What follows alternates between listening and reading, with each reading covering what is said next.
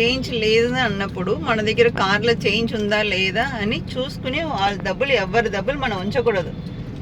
ఎవరికి ఇవ్వాల్సిన డబ్బులు వాళ్ళకి ఇచ్చేయాలి. అలా ఒక్కసారి అప్పు తీసుకోవడం జీవితంలో అలవాటు అయిపోయి ఉంటే లైఫ్ అంతా ఒకటికి రుణపడిపోయి అప్పుల పాలైపోతాం.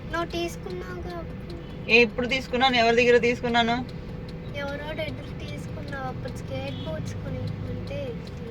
స్కేట్ బోర్డ్స్ కొని బ్యాంక్లో లోన్ తీసుకుంటాం.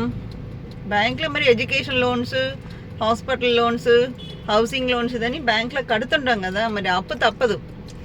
అప్పు మనం తీర్చపోయినా మన దగ్గర ఉన్న డాక్యుమెంట్స్, వేరే ఆస్తికి సంబంధించిన డాక్యుమెంట్స్ వాళ్ళ దగ్గర ఉంటాయి. కట్టకపోతే దాన్ని నమ్ముకుని కట్టేస్తారు. ఇలాంటి అప్పులు మనం కట్టలేకపోతే మనకు ఉడితరలాగా పడుతుంటుంది. అందువల్ల అప్పులో చాలా ముప్పు ఉంది. అందువల్ల అనవసరమైన అప్పు చేయకూడదు.